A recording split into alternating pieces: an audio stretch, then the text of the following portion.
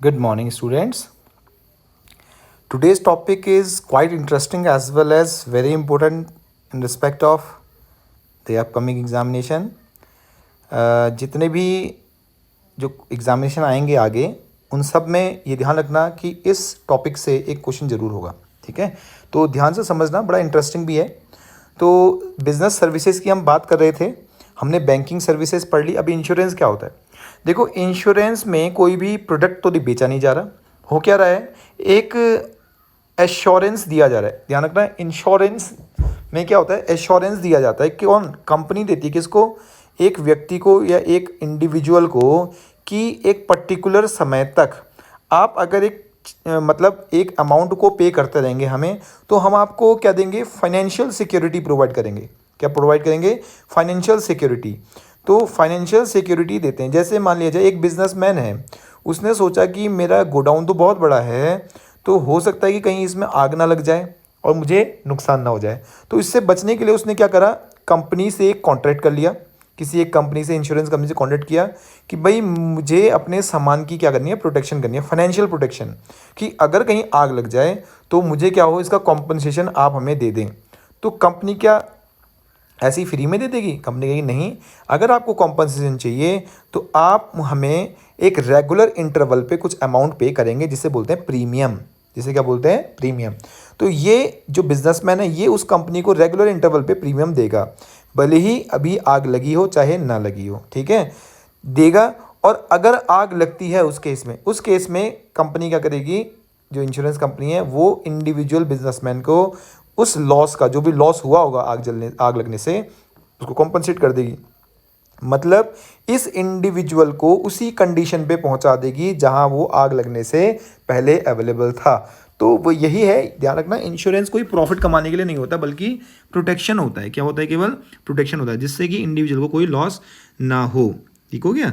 तो यहाँ पर को ध्यान रखना, इंश्योरेंस कई तरह के होते हैं। जैसे लाइफ इंश्योरेंस की अगर हम बात करें, तो लाइफ इंश्योरेंस में किसी को ये थोड़ी ना पता होता है कि कोई व्यक्ति कल मरने वाला है, परसों मरने वाला है। तो इंश्योरेंस क्यों करा रहा है किसी कंपनी से?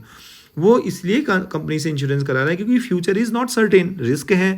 तो रिस्क है तो अपने, अगर लाइफ में रिस्क है तो लाइफ के जाने के बाद, किसी इंडिविजुअल की लाइफ के जाने के बाद, तो उसके घर वालों को फाइनेंशियल प्रॉब्लम का सामना ना करना पड़े, इसलिए वो इंश्योरेंस कराता है जनरली। ठीक है, तो यहाँ पर को ये क्या देती है इंश्योरेंस कंपनी, कौन सी सर्विस दे रही है?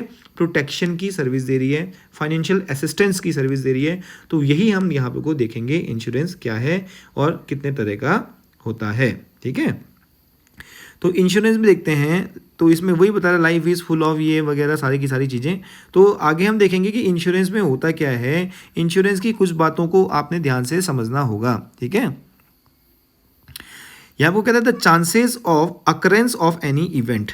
मैं फिर से आपको थोड़ा सा इसको बड़े में लेके देखिए, the chances of occurrence of any event causing losses are quite uncertain. Uncertain, हमें पता ही नहीं कि लॉस कब हो जाएगा।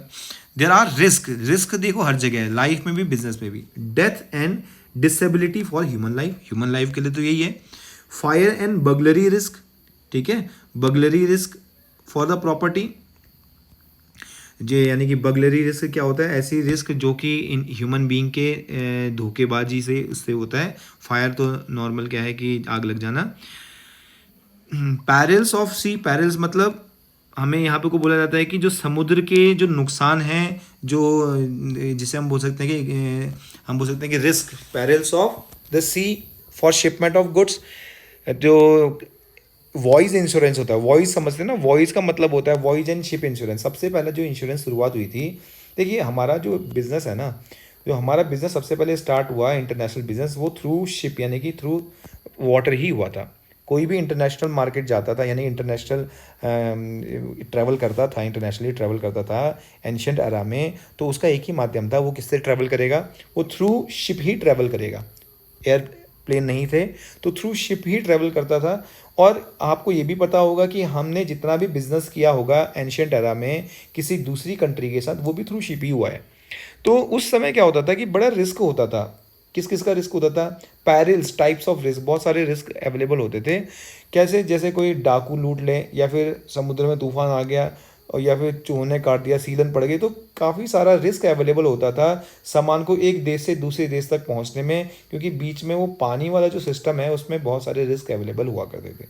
तो सबसे पहला जो ये है इंश्योरेंस जो शुरू हुआ, यही वॉयज इंश्योरेंस शुरू हुआ, यात्रा, समुद्री यात्रा का इंश्योरेंस। तो अभी हम आगे देखेंगे कौन सा इंश्योरेंस हुआ। तो ये लॉसेस हैं उसके लिए किया जाता है। If any of these take place, अगर इसमें से कोई भी होता है, द इंडिविजुअल्स और ऑर्गेनाइजेशन में सफ़र अ ग्रेट लॉस, तो हो सकता है कि उसको क्या हो जाए, बहुत बड़ा लॉस हो जाए। Sometime beyond their capacity to bear the same, और कभी कभार तो ऐसा होता है कि उनकी कैपेसिटी से भी बाहर होता है। टू मिनिमाइज, ध्यान रखना, मिनिमाइज नॉट कंप्लीटली एलिमिनेट, ध्यान रखना मिनिमाइज कर सकते हैं। मिनिमाइज क्या है, देखिए लाइफ का पता नहीं है, क्या इंश्योरेंस कराने से इंसान की लाइफ बच जाती है, नहीं बचती। क्या इंश्योरेंस कराने से आग लगेगा, नहीं, बिल्कुल लग जाएगी, हो सकता है लग जाए, ठीक है। तो वो मिनिमाइज करता है, रिमूव या एलिमिनेट नहीं करता। इंश्योरेंस कैन नॉट रिमूव और eliminate the risk, but it may minimise the risk, minimise the risk, ये बात ध्यान रखना हमेशा, इंश्योरेंस के लिए मिनिमाइज वर्ड यूज होना चाहिए। The impact of such uncertainties that there is a need for the insurance. Investment in a factory building or heavy equipments or other assets is not possible unless there is arrangement of for conveying the risk. हम क्या कर रहे हैं, covering the risk. हम क्या कर रहे हैं, देखिए हमने करोड़ों रुपए लगा दिए मशीन वगैरह में। आप सोचिए कि अगर कहीं नुकसान हो गया, फेल हो गया, आग लग गई, तो हमें तो करोड़ों का नुकसान हो जाएगा। तो हम क्या करते हैं, इन इक्विपमेंट्स की प्रोटेक्शन ले लेते हैं। क्या करते हैं, प्रोटेक्शन, किससे, कंपनी से। तो कंपनी प्रोटेक्शन देगी, वो कब देगी, जब मिस हैपनिंग होगी या फिर जब इंसिडेंट होगा, तभी वो इसका क्लेम करती है। अगर सही चल रही है तो कोई दिक्कत नहीं है, फिर तो हम भी सिक्योर हैं, तो हमें टेंशन कम हो जाती है, सीधी बात है, हमें डर नहीं रहता कि कोई नुकसान ना कर दे। तो पीपल फेसिंग कॉमन रिस्क, वही की बात कर रहा है इसमें आगे।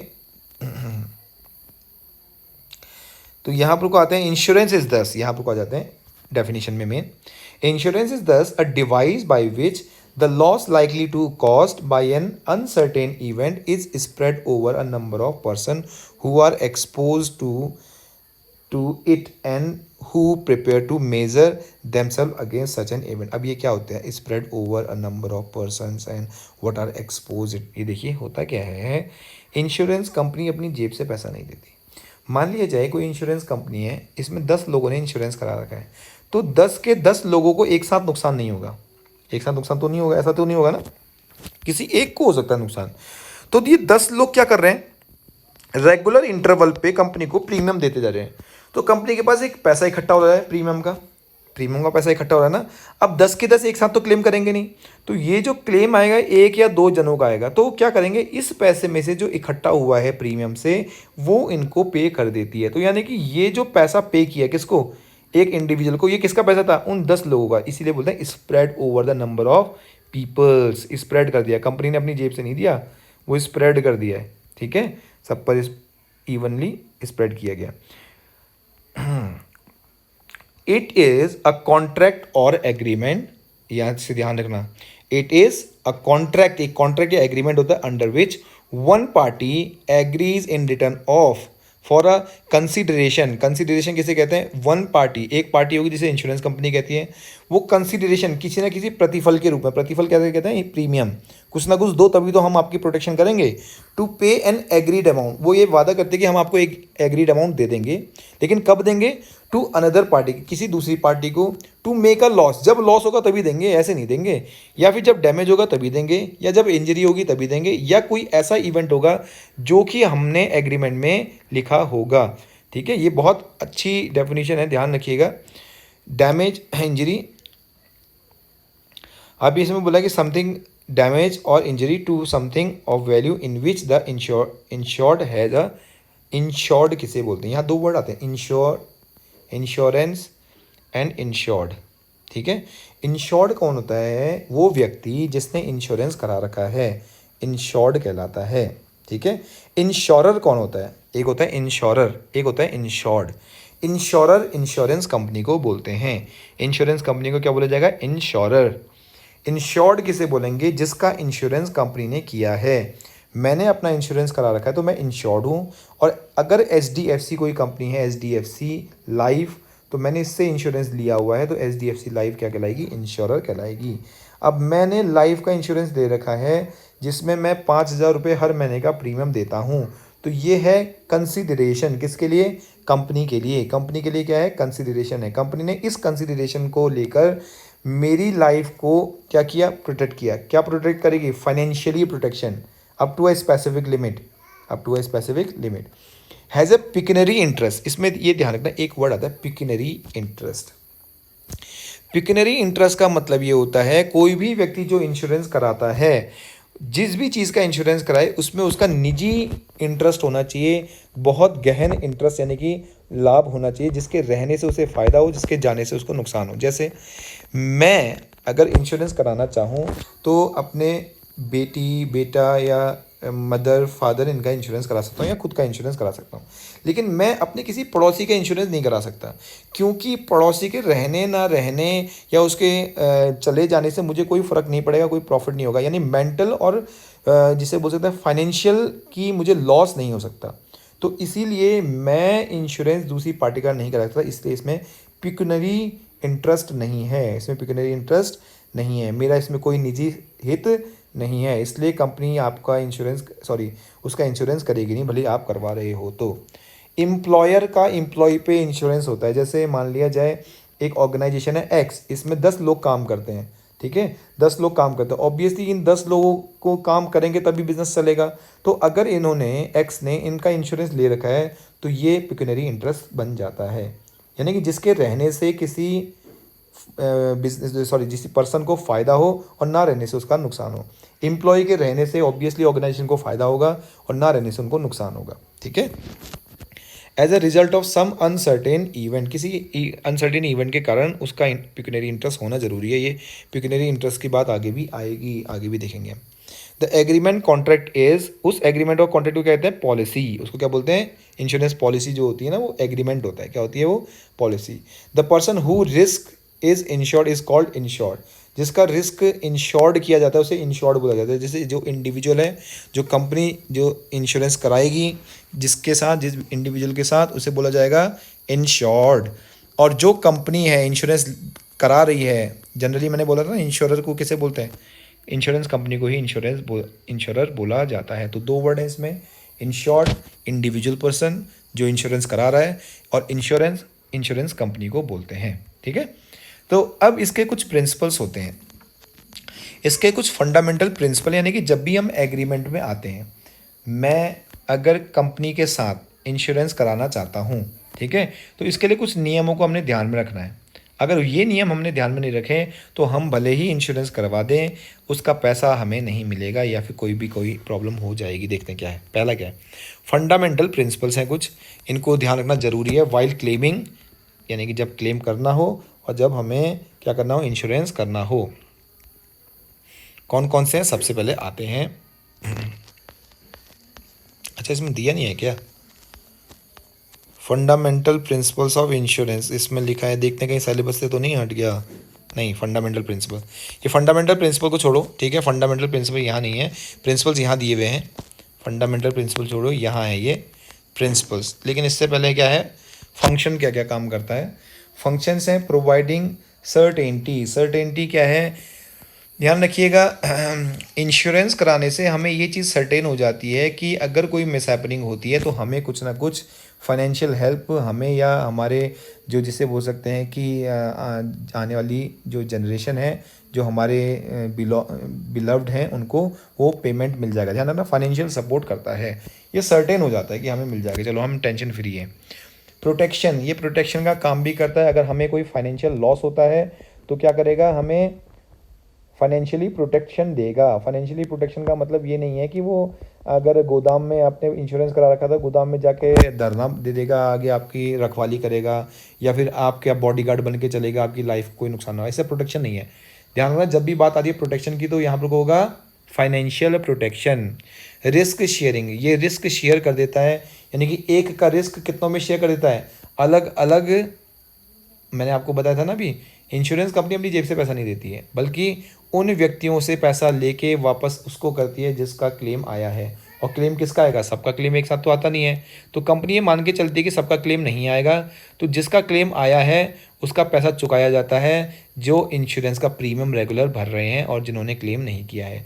तो risk is share between the various people who contributed, who जिसे बोल सकते हैं who taken the policies in respect of the जिसे in respect of protection the या प्रोटेक्टिंग द सब्जेक्ट मैटर।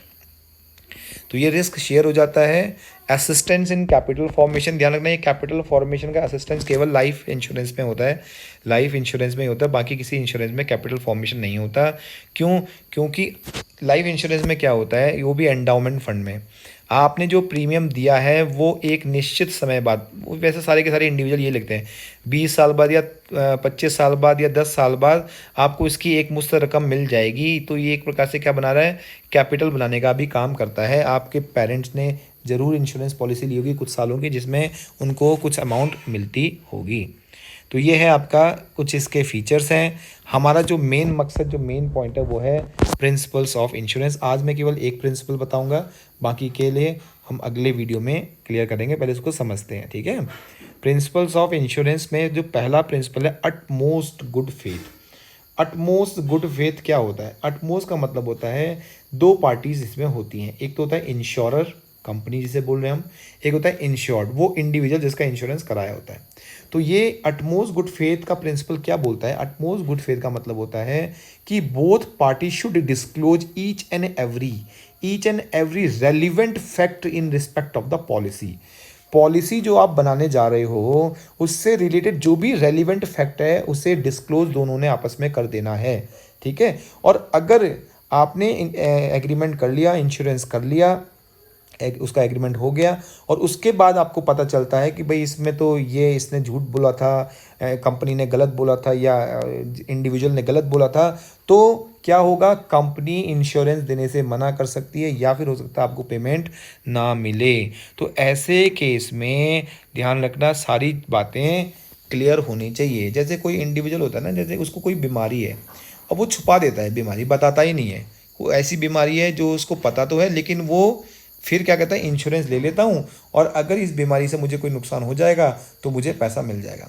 फिर क्या होता है, मान लिया जाए उसकी डेथ हो जाती है उस बीमारी से, तो क्या कंपनी पैसा दे देगी? बिल्कुल नहीं देगी। कंपनी क्या कहेगी, pre existing disease which is not disclosed by the insured at the time of entering into the contract, वो सीधे मना कर देगी। वो कहेगी कि भैया at the time of agreement, जब मैं एग्रीमेंट हम लोग एग्रीमेंट कर रहे थे उस समय उन्होंने प्री एग्जिस्टिंग डिजीज़ को उन्होंने डिस्क्लोज नहीं किया था। तो अटमोस्ट गुड फेथ यही है। ये कॉन्ट्रैक्ट जो होता है इंश्योरेंस का वो सदविश्वास पे चलता है, ठीक है। इसके लिए एक और वर्ड है, देखिए ये यहाँ पर को, ये है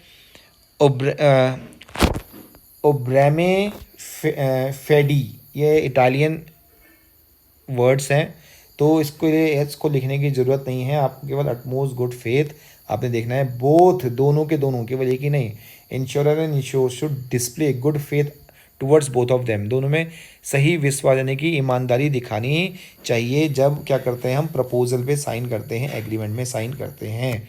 तो ये लैंग्वेज आपने बिल्कुल लिखनी है। बोथ यहाँ से आप लिख सकते हैं, insurer and the insured should display good faith toward each other in regard to the contract के regarding. It is the duty दोनों की ड्यूटी है of the insured to voluntarily, अपनी इच्छा से सब कुछ बताए, जब वो पूछे इसलिए बताना नहीं है, make full accurate disclose facts which is material fact, जो कि किससे रिलेटेड हो, उसकी पॉलिसी से रिलेटेड हों। तो यहाँ पर को ध्यान रखेंगे। उसी तरह से आगे दिया गया thus it is binding of the, ये बाइंड करता है उनको, ठीक है। तो यहाँ पर को ध्यान रखना, ये क्लैरिटी होनी चाहिए। इंश्योरेबल इंटरेस्ट के बारे में मैं आपको बता चुका हूँ। पिक्यूलरी इंटरेस्ट मतलब अगर आप इंश्योरेंस के कॉन्ट्रैक्ट में आना चाहते हैं, यानी कि कंपनी से इंश्योरेंस कराना चाहते हैं, तो किसका इंश्योरेंस कराना चाहते हैं, पहला क्वेश्चन होगा। कंपनी कहेगी किसका इंश्योरेंस कराना चाहते हो, आप कहोगे मेरे अंकल हैं, उनका एक दोस्त है, उसका एक बेटे का इंश्योरेंस मुझे कराना है, तो वो कहेगा कि नहीं हो सकता। क्यों? क्योंकि आपका डायरेक्ट इसमें कोई इन्वॉल्वमेंट, कोई इंटरेस्ट नहीं है। उसके रहने ना रहने या होने ना होने से आपका कोई भी क्या नहीं होगा, जिसे कह सकते हैं कि फ़ायदा नहीं होगा। आप केवल क्या कर रहे हो, प्रॉफिट कमाने के लिए इंश्योरेंस कर रहे हो। तो इंश्योरेबल इंटरेस्ट का मतलब होता है have some interest on the subject matter. Subject matter किसे कहते हैं? सब्जेक्ट मैटर वो पर्टिकुलर कमोडिटी या पर्सन होता है जिसका इंश्योरेंस किया जा रहा है। मैंने अपनी लाइफ का इंश्योरेंस करा रखा है, तो मेरा सब्जेक्ट जो मैटर है वो कहलाएगा माई लाइफ, मेरी जीवन। या फिर हम बोलेंगे कि अगर मैंने या किसी दुकानदार ने अपनी दुकान का इंश्योरेंस करा रखा है, तो जो उसकी शॉप है वो सब्जेक्ट मैटर है। The insured must have an insurable interest. पहले तो इंश्योरेबल इंटरेस्ट होना चाहिए, बिना इंश्योरेबल इंटरेस्ट के क्या नहीं हो सकता, इंश्योरेंस हो ही नहीं सकता। ठीक है। Once fundamental fact of this principle is that it is not the, जिससे बोल सकते हैं कि house ship machinery potential liability of life that is insured, but it is the pecuniary interest. देखो फिर से वही वर्ड आ गया ना, pecuniary interest of the insured in them. इसमें इनका इंश्योरेंस भी, मतलब पिक्यूनरी इंटरेस्ट भी होना चाहिए, जिसे बोल सकते हैं इंश्योरेबल इंटरेस्ट अवेलेबल होना चाहिए। मैं दूसरे के स्कूटर का इंश्योरेंस नहीं करा सकता अपने नाम से। क्यों? दूसरे के स्कूटर पे मेरा कोई हक नहीं है, मेरा कोई इंटरेस्ट अवेलेबल नहीं है। तो आपका जिस पे अधिकार है आप उसी का इंश्योरेंस करा सकते हैं जिसके रहने से आपको फ़ायदा हो, मेंटली हो चाहे जिसे कह सकते हैं फाइनेंशियल, तो कोई ना कोई फ़ायदा हो। जैसे हम कहेंगे कि मान लिया जाए कि आपने एक डॉग ख़रीदा। अब डॉग कोई प्रॉफिट तो आपको दे नहीं रहा है, लेकिन आपको एक मेंटल पीस तो दे रहा है, तो उसका आप इंश्योरेंस करा सकते हैं, उसका आप इंश्योरेंस करा सकते हैं। तो इंश्योरेबल इंटरेस्ट होना ज़रूरी है। आज प्रिंसिपल दो ही पढ़ाए जाएंगे, इंश्योरेबल इंटरेस्ट और अटमोस्ट गुड फेथ। आप इसको रिवाइज़ कीजिए, पढ़िएगा, टॉपिक पूरा पढ़ना, ध्यान रखना। मैंने तो पढ़ा है तो एक्सप्लेन कर दिया, आपने भी इसको पूरा क्या करना है, स्टडी करना है, उसके बाद समझना है और लिखना है। ठीक है। तो ये एग्ज़ाम में ज़रूर रहेंगे, मैं पहले ही बता चुका हूँ। तो इस तरह आप क्वेश्चन को पढ़िए। आज दो इंश्योरेंस आपको ये याद हो जाने चाहिए और फिर हम आगे के पढ़ेंगे। ठीक है। तो आज के लिए thank you very much. Next video में हम बाकी के प्रिंसिपल्स को डिस्कस करेंगे।